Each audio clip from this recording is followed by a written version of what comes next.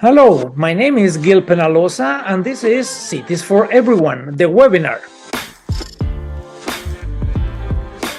Every other Tuesday, I invite fascinating people from around the world to share experiences and knowledge that will help us create affordable, equitable, and sustainable cities. I was born in Bogota, Colombia, where as commissioner, I led the design and construction of over 200 parks and took a small program called Ciclovia, Open Streets, and increased it to over 120 kilometers, 75 miles of car-free streets every Sunday and holiday, where more than 1 million people walk, bike, run, shop, enjoying the presence of each other. 17 years ago, I created 880 Cities, a non-profit organization based in Toronto, Canada, where I live. Last year, I ran for mayor and came second with 100,000 votes. My aim was to change the conversation in creating a Toronto for everyone. I've been fortunate to have worked in over 350 cities in all continents, sharing and learning. Based on all experiences, I developed master classes and keynotes customized to each city. But Cities for Everyone, the webinar, is a way of giving back. It's always free and hopefully always interesting. Please invite others to join us every other Tuesday, anyone who cares about cities and people, equity and sustainability, about all living older, healthier, and happier.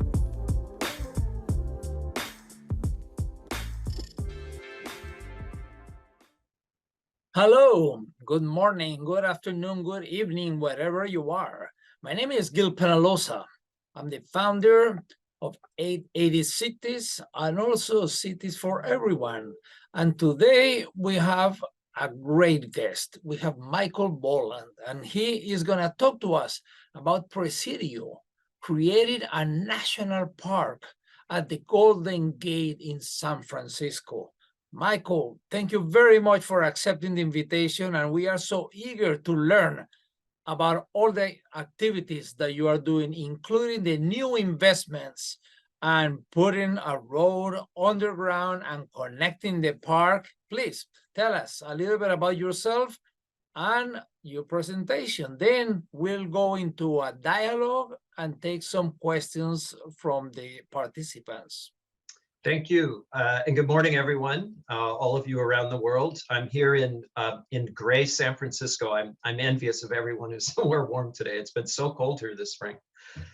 So I'm the Chief Park Officer for the Presidio Trust, and I'll talk a little bit about what the Presidio Trust is. But I've had the good fortune to work in the park since 1989. Actually, I started my career working for the National Park Service. And then I went to work for our nonprofit partner, the Golden Gate National Parks Conservancy. And when I worked there, I actually played a role in creating the trust. And then I went to work for the Presidio Trust after it was created. So I've worked there for 22 years. And I'm delighted to talk a bit this morning about our work at the Presidio these last couple decades. All right, so good morning, everyone. Again, I'm really excited to talk to you a little bit about our work at the Presidio in San Francisco, and specifically to focus on our effort to turn the Presidio from a derelict Army base into a national park that is designed to serve everyone in our community, especially individuals that historically have not had access to national parks. So the Presidio is a site that has a long history of human use. It was traditionally the land of the Ramaytush Ohlone people. They lived in the Presidio for thousands of years, over 10,000 years, and we have several Ohlone sites in the site. In 1776, that all changed when the Spanish came and they founded a garrison or Presidio, and that began about 250 years of use of the site, first by the Spanish, then by the Mexican military, and then finally by the American military. And because of this long history, it was landmarked while it was still an Army base in 1962. In 1972, the Golden Gate National Recreation Area was created, and GGNRA is one of a handful of urban national parks in the United States. It was one of the first. It is still the largest, and urban national parks were created starting in the 1970s. To bring national park experiences to urban communities. The National Park Service was losing market share. They were serving fewer and fewer Americans. And so they began to create national parks in the 70s. When GGNRA was created, a line was drawn around the Presidio, and even though it was an Army base, the legislation said that when the Army decided, if the Army ever decided that they were going to leave, the land would automatically transfer to the National Park Service. Now, the Presidio is interesting because it is not only a place that is deeply important historically, it's also a biodiversity hotspot because the Army never developed about 7% of the site, and that 7% preserves really important remaining pre-contact biota, plants and animals, flora and fauna. But the difficulty is that the land was underinvested in for several decades by the Army. And so when the land transferred to the National Park Service in 1994, it was really a mess. It had 800 derelict buildings. It had a 300-acre dying historic forest. It had the infrastructure of a small town, all of which had been underinvested in for decades. And Congress began to nickname the Presidio the billion-dollar park because the deferred maintenance backlog was so big. And so in 1996, the US Congress created a new kind of partnership to manage a national park site when it created the Presidio Trust. And the Presidio Trust, it gave the Presidio Trust a really unique mandate. We have the same mandate as other national parks, which is to preserve the site's resources for future generations. It also required us to transform the Presidio into an urban national park. So make it a national park that really serves everyone across our community, but particularly individuals that historically have felt unwelcome in national parks or have been underrepresented in national park visitation. But the challenge is that it gave us a third mandate, which was to become financially self-sufficient within 15 years. And if we didn't become financially self-sufficient, the entire site would have been sold and developed as another neighborhood of San Francisco. So for the trust, our first job was simple. We had to take all of this raw material, these 800 derelict buildings, and transform them into an economic engine that we could use to save the park so that the site wouldn't be sold and developed. So we set about taking all these buildings, 470 of which were historic, and restoring those. And in the course of restoring those, created a new kind of national park community. And the idea was that that community would pay rent, and that rent would be used to support the park and to achieve financial self-sufficiency. The good news is that by 2013, by our 15-year deadline, we achieved operational self-sufficiency and were able to declare victory. Now, during that period of time, because we had to reinvest all of the revenue that we got from our buildings in new buildings so that we could continue to build this revenue engine, we began to hear a lot from the public about the need to get going with the challenge of building the park. Because the Presidio, not only were the buildings derelict, but the landscape was really derelict as well. And so starting in the late 90s, our cooperating association, the Parks Conservancy, began to turn its attention to thinking about how it could fuel the transformation of the Presidio. And they began here at Crissy Field, a project some of you may know. It was opened in 2001. It's a project that was entirely donor driven, insofar as it was really funded by donors. It's a project that never would have happened without donors. And Crissy's important because it took 100 acres of asphalt and transformed them into 100 acres of waterfront park. And it helped signal for the community that the Presidio, in fact, was going to be a national park and not just a beautiful office park. It was also important because it really spawned a whole wave of park making activities in the park. It spawned donor interest and ultimately donor investment in building a comprehensive trails and bikeways network with 24 miles of trail and 19 miles of bikeway, 8 scenic overlooks, including views of the Golden Gate Bridge, Bay, and Pacific Ocean. It fueled the restoration of an old Boy Scout campground that had existed for decades during the Army days into a high-quality national park camping experience designed to connect urban communities to the great outdoor experiences that one has in a more remote national park like Yosemite or Yellowstone. We began to get a lot of interest in restoring the ecological systems of the Presidio. And so we worked with the community to both preserve those relic natural areas that I mentioned earlier, but also to restore key features like the long-buried Tennesseela watershed. Through the course of those collaborations, we more than quadrupled the acreage of natural area in the park.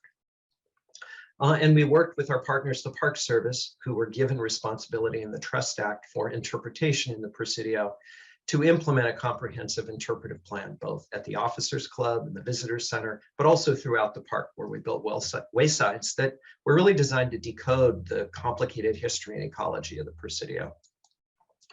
And lastly, we took 5 acres of pavement at the heart of the main post, which the main post is the part of the Presidio that has historically been the administrative center, and it's the historic heart where the Spanish garrison was originally founded.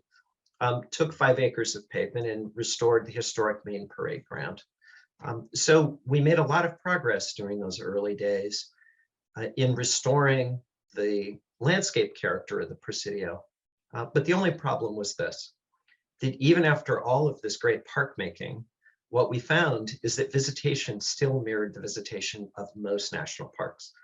And the national park system in the United States has historically been a system that served primarily white, primarily wealthy, primarily well-educated members of the public.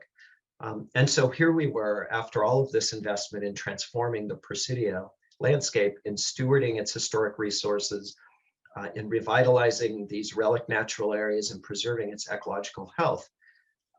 But we still were not achieving our true purpose, which was to really transform the Presidio into a park for all. And so we began a comprehensive listening tour.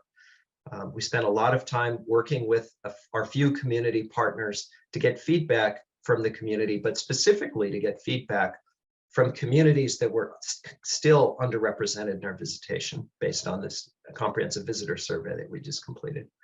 And we heard really consistent messages.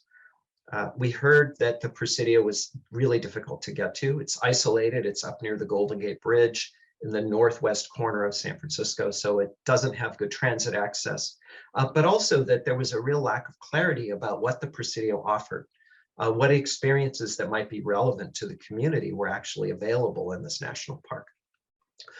We got a lot of feedback about the historic landscape and how unbelievably unfriendly it was, that sort of severity and sterility and grandeur for some people really felt unwelcoming, and that there were a lack of amenities, affordable food, and the kinds of things the public needed to be able to come and really want to spend the day, want to invest their leisure time in enjoying the place.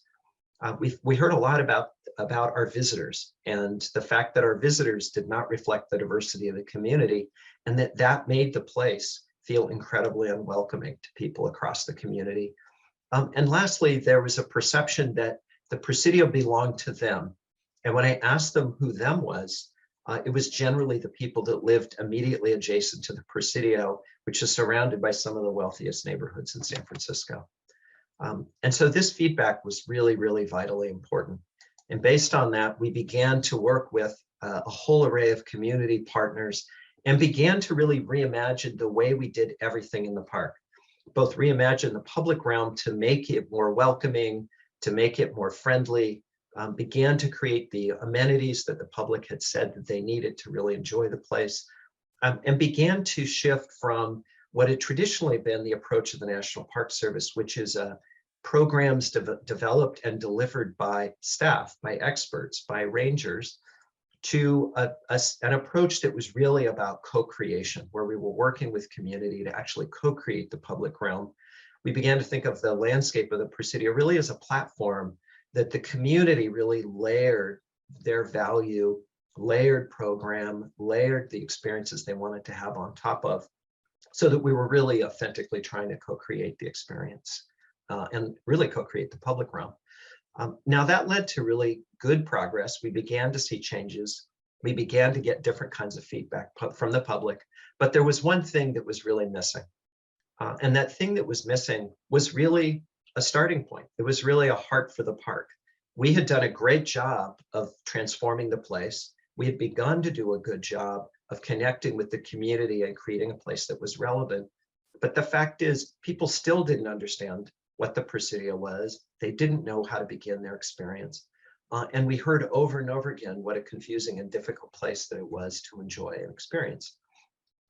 And so the good news was that we had an incredible opportunity that sort of fell into our laps. In the same year that the closure of the Presidio was announced, in 1989, that was the year of the Loma Prieta earthquake. And the Loma Prieta earthquake, as many of you know, resulted in the collapse of both the Bay Bridge and a freeway in the East Bay, an elevated freeway. And that started a conversation with Caltrans about the future of Doyle Drive, which is the freeway approach that had cut the park in two, had cut the Presidio in two for about 80 years. And here's a before shot of that. Now, the first proposal that Caltrans developed to rebuild this freeway, because it wasn't safe, and the earthquake really brought attention to that, was to essentially build the same freeway, but twice as wide. And because we had been working so long on transforming the Presidio into a national park, the community was outraged at that idea. And so community support built around a community-driven plan, which was called the Painter Plan, and it was titled the Presidio Parkway. And the basic idea was that instead of the freeway cutting the park in two, the freeway would be a landscape and that it would stitch the park together, both by creating opportunities for the reconnection of natural systems that existed on both sides, like the Tennessee Hollow watershed and the Crissy Marsh, which you see here, but also through the construction of a pair of cut and covered tunnels that would go over the top of the freeway, connecting the northern waterfront at Crissy Field on the right with the historic heart of the Presidio, the main post on the left. So this was really a once in a generation opportunity for us to both reconnect the two most public parts of the Presidio, but also finally create that thing that had been missing for so long, which is really a heart for the park. So we knew we had to get it right. And because of that, we launched this project in a completely new way than any project we ever had. We actually started with something we called an Imagine phase, the Imagine phase. We hired 5 firms, landscape firms from around the world. And with those 5 firms and the community, we developed 5 concepts for the site, for the new Tunnel Tops Park, for really a new heart for the park. And we took those 5 concepts and we tested them both on site in a design lab that we built and staffed for about 6 months, as well as out in the community. We took the project, all 5 of the schemes, out into the community, and we targeted the 5 neighborhoods in San Francisco, the 5 communities in San Francisco that were the most underrepresented in our visitation. All told, over about 6-month period of time, we got feedback from about 10,000 members of the public. And we made sure, both in the community work that we did out in the community, in the broader San Francisco community, but also in terms of who we worked with in the park itself. We worked with our community partners to bring groups of people into the park to tour the site.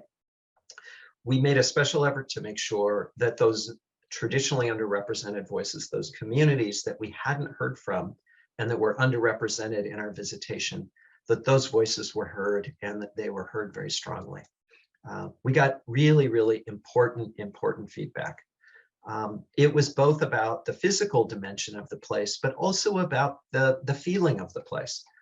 And that we also got a scheme. We got a winner. And the winner was by far the favorite. We got getting about 80% of the positive votes from the community, was the scheme that was developed by James Corner Field Operations, based in New York, which is a firm that is probably best known for being the designers of the High Line. And so fueled by that design and also by the approvals from Caltrans that we needed to be able to build over the top of this freeway. And finally, by about $98 million of private philanthropy, because again, one of the challenges of our business model, the Presidio Trust business model, is that we have to reinvest our revenue first in sustaining the park, operating the park, maintaining the park, and then in continuing to renovate buildings to generate more revenue to support the park. So we partnered with the Parks Conservancy, who worked with a number of private donors to raise $98 million of private philanthropy, and we got to work. Now, to make sure that the project really truly reflected the input of the community, that really reflected the aspirations of the community, we created opportunities for the community to continually shape the design even after construction began. So for example, we prototyped a number of the environments that were designed for youth and worked with our partners to bring youth into the site to prototype those even at the very same time we were starting construction. We also organized with collaborations with a series of artists and organized an international photo exhibition called My Park Moment, where thousands of people from all around the world submitted photographs of the ways in which they enjoy the outdoors. And then we brought in a series of guest curators to actually curate a series of exhibitions that were located out in the park around the Tunnel Top site to begin to bring kind of community activity and community attention to that new space. We worked with our community partners to build a bigger and bigger set of community partners. All told, we, in the end, developed relationships with about 100 different community-based organizations.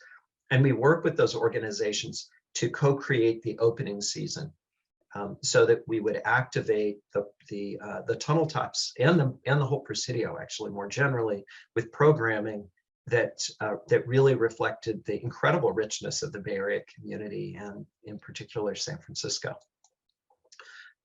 In the lead up to the opening, we created two things that ended up really being transformative for us. The first thing we did was created something called the Presidio Activator Council. The Activator Council was really a fellowship. It was a year-long fellowship that was given to the leaders of 12 different community-based organizations. And they became our advisors. They became our kitchen cabinet.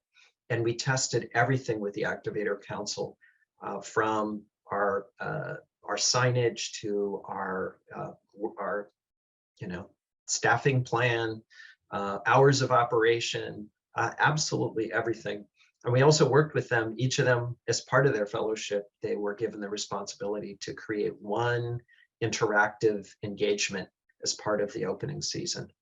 And then we wanted to make sure that audiences, the audiences that historically have not had access to the Presidio or felt welcome at the Presidio and other national parks, that they actually had privileged access. And so we wanted to turn on its head the way so many donor projects normally work. Normally, the way donor projects work is donors have privileged access and people in places of privilege have access first. And so what we did is we created a community soft opening that allowed for and created space for our community partners to bring members of their communities into the park, and they actually got to test everything out and have access to the park first. So they were really the folks who opened the Presidio as part of this soft opening program that went on before the actual opening in July of last year. So the project opened last July 17th, 2022. And in the end, it really had three major components. A gateway component that was designed to create this welcoming place that was really designed to serve first-time visitors. Something that the community came to think of as a community commons, a place where people from all across the community can come and spend a beautiful day in the park, in their national park. And then an area that's really focused on youth.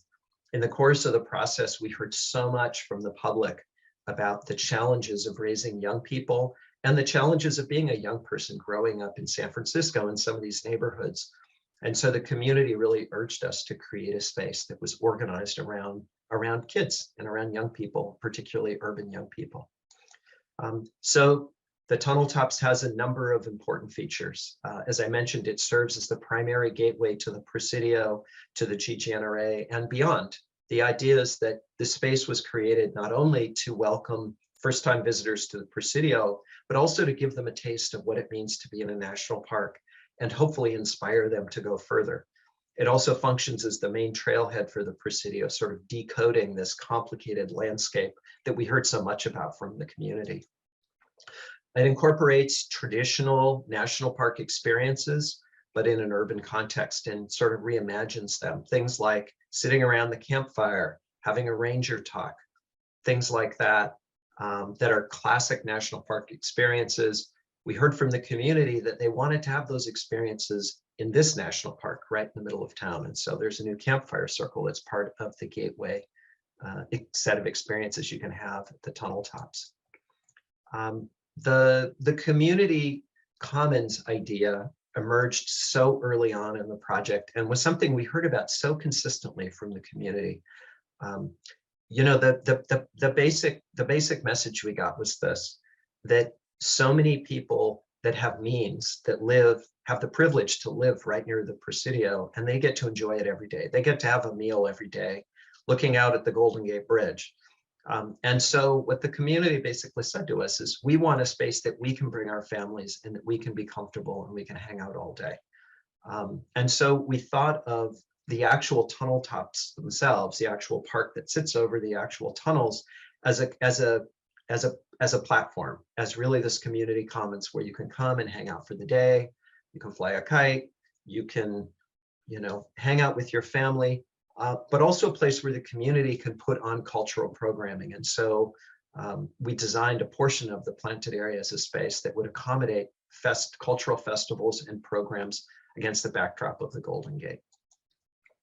We also heard a lot about food. And so the Tunnel Tops project includes an enormous amount of space for community to come together around food. Food is such a universally organizing principle. And it was something that was actually not really a part of the Presidio, because again, the whole Presidio is a National Historic Landmark. And it's surprisingly difficult to put picnic tables in a site where the entire landscape is part of the landmark, part of what's historically significant about the place. And so we scaled the picnic tables in all ways. There are small picnic tables for 2 or 4 people with views of the Golden Gate Bridge. And there are picnic tables that are 50 feet long that are really scaled to community scale gatherings and events. And they're reservable, because one of the pieces of feedback we got from the community is, if I'm going to come all the way across town to your park, I want to make sure that that we have a place to actually have our meal, a place that our family can enjoy. We also developed a community-driven food program that is both designed to reflect the incredible cultural diversity of the Bay Area, but also support women-owned and immigrant-owned food programs and food businesses. A lot of them are new food entrepreneurs that don't have brick and mortar spaces. And so we prioritize those organizations as part of our giving back to the community and building the economic health of those communities, those neighborhoods. As part of the community commons, there's a new cliff walk. And the cliff walk was designed to really celebrate the Golden Gate, the views of the Golden Gate and the Bay, but also to create a series of overlooks that have interpretive panels that actually explain why this place is a national park, speaking to one of those themes that we heard forever. Is like, why is this place a national park? You don't really understand why it's significant. But mostly it's a place that people can come together and just enjoy the spectacular views that you get, that you never were able to get for over 80 years, because you would have had a wall of freeway between you and the view. And then lastly, in response to the really, really important feedback we got about youth and the challenges of building youth, we prioritized, if the upper areas are really about creating a gateway for first-time visitors from all backgrounds, the youth campus is really about creating a space for youth that is about connecting urban kids to nature and the outdoors. And in the course of that, hopefully building a connection, building that heart connection to nature, so that those young people grow up and they want to become stewards of the environment and of our planet. And the youth campus has 3 components. The first is a new 2-acre nature play experience called the Outpost, that is really designed around this idea of beneficial risk, so that young people can challenge themselves, they can take the space at their own pace, and they can build that heart connection to the outdoors through a series of interactions with experiences that kind of mimic the kinds of experiences that you would have in a wilder setting, in a more remote national park. All of the materials are natural, all the plantings are native, and it's set along the edge of the Crissy Marsh. So it's really designed to give hundreds of thousands of young people a year the experience of nature, and hopefully, again, connect them and build that heart connection to nature and to the outdoors. There's a new field station and also an expanded version of the Chrissy Field Center. The field station is for kids that are kind of the kind of alter ego of the kind of kids that would enjoy the outpost, right? We know that kids connect to nature in different ways. So the outpost is really about gross motor skills. The field station is designed around fine motor skills and creating, ways for kids to interact with nature using their five senses. And then lastly, we built into the whole campus a new program. It's a kind of job training and youth development program. It's the Adventure Guide program. Young people that graduate from the internship programs that we have in the park, we actually hire them back so that they can actually provide support to the young people that are enjoying the outpost in the field station and throughout the campus, actually throughout the whole tunnel top site, as a way of hopefully launching them into a lifetime of careers focused on the environment. So through all of those activities, the Tunnel Tops project has really catalyzed transformative change in the Presidio. That project catalyzed the transformation of really the heart of the park, which, as you can see here, used to be primarily asphalt and freeway, into 180 acres of new park. And perhaps more importantly, it really has catalyzed the transformation of the Presidio, not only into a national park, but into a national park for all. In our latest visitation study, which we just completed in late 2022, what we found is that the visitation now in the Presidio reflects the diversity of the Bay Area, that the Presidio is no longer a national park for the few, that we've actually achieved our true purpose, which is transforming it into a national park for all. Thank you for your kind attention. Michael, thank you very much. What a great presentation. I learned so much about Presidio and the Golden Gate, and I'm sure that every one of the participants, the hundreds from all over the world, multiple countries, multiple continents, and I loved a lot. You knew that you were not having visitors to the park that were quite representative of the population of the greater San Francisco. So you went out to see why is it that they were not there on your listening tour.